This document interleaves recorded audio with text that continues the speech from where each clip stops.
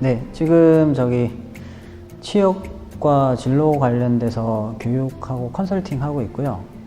개인 대상으로는 그렇게 하고 있고, 기업 대상으로는 이제 채용 컨설팅이나 외부 면접위원으로 활동을 하고 있습니다. 원래는 엔지니어로 이제 사회생활을 시작을 했고, 엔지니어로 일을 하다가 우연한 기회에 이제 경력 전환이 됐죠. 그래서 취업 컨설팅 회사에 들어가게 됐고, 뭐 이런 영역까지 좀 넓혀진 것 같습니다. 과거에는 이제 뭐 대기업 기준으로 좀 말씀을 드리면 공채 위주의 채용이었고, 그 다음에 인사팀 위주의 채용이었고, 네, 그러다 보니까 뭐 직무도 물론 과거에도 중요했지만 기본적인 이제 조직에 얼마나 빠르게 적응하고 융합되고 이런 부분들을 좀 많이 봤다면, 최근에는 이제 직무 중요성이 갈수록 더 강화되고 있고, 그 다음에 특히 이제 올 들어서 이제 현대자동차가 이제 공채를 없앴거든요. 그리고 SK그룹 같은 경우도 내년 상반기부터는 공채 없애겠다. 뭐 KT 같은 경우도 일부 직무, 뭐 IT라든지 신사업 뭐 개발이라든지 그런 분야는 이제 상시 채용 확대하겠다, 이런 쪽으로 가기 때문에 갈수록 이제 직무의 중요성이 점점 더 강화되는, 그게 이제 자소서에도 이제 그대로 반영이 되는 그런 추세로 가고 있는 것 같습니다. 그래서 전반적으로 이제 나는 열심히 살았고 많은 활동들을 했고, 그래서 뽑아주세요라는 논리로 가는데, 근데 이제 우리나라 커리큘럼 자체가 천편일률적이잖아요. 그러니까 얼마나 더 열심히 살았냐. 근데 이제 그 관점에서 접근을 하면 차별화 되기가 되게 힘들어요. 뭐 특별한 경험이라든지 뭐 특별한 자격이나 위치에 있었던 것들이 아니라 사소하더라도 이제 그런 것들을 직무와 어떻게 연결시키느냐, 또는 업종 관점에서 어떻게 들여다보느냐, 이게 더 중요한데, 이제 대부분은 이제 점수 가지고 경쟁하듯이 내가 얼마나 더 어려운 걸 해서, 얼마나 독한 걸 했어, 얼마나 좀 독특한 게 해서 이 경쟁으로 가거든요. 그건 좀 아닌 것 같습니다.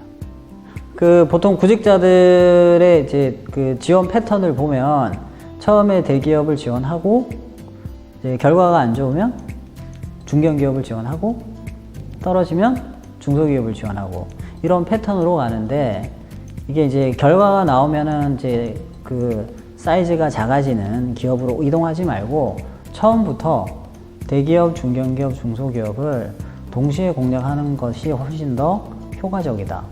네. 그러니까 기업 채용하는 입장에서는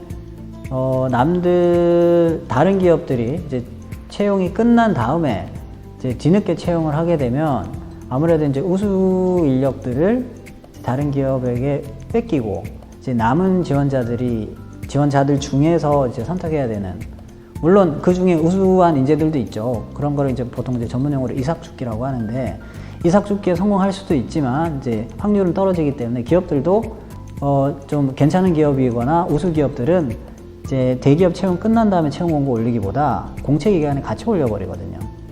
그래서 동시에 좀 노려보는 것도 필요하지 않나라는 생각이 듭니다.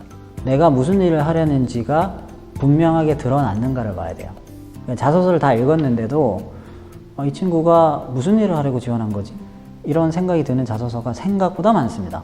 최근 몇 년 사이에 이제 스토리가 워낙 강조되다 보니까 스토리는 잘 쓰는데 거기에 메시지가 없는 경우가 많거든요. 그래서 그 메시지가 직무와 연관이 돼야 되고, 그리고 앞에 나와야 돼요. 즉 득활식이 돼야 돼요. 그래서 일단은 읽고 나서 이제 직무가 보이는가, 전달하고자 하는 메시지는 문장이 앞에 있는가, 두괄식이냐, 이런 부분들도 좀 중요할 것 같고, 그 다음에 느낌이나 생각보다는 행동 중심으로 기술됐느냐, 이 세 가지 포인트만 적용이 돼도 자소서가 좀 더 많이 달라집니다.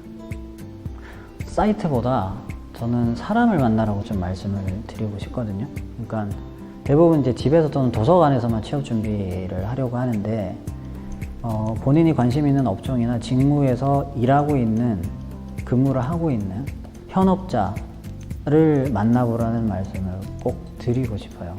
대부분의 대학에서는 졸업생들을 활용해서 멘토링 프로그램 운영 많이 하고 있거든요. 그래서 학교 측에서 활용하고 있는 그런 것들을 이용하든지, 그래서 멘토들을 만나보면 본인이 생각했던 일과 좀 많이 다르다라는 것도 느낄 수 있고요.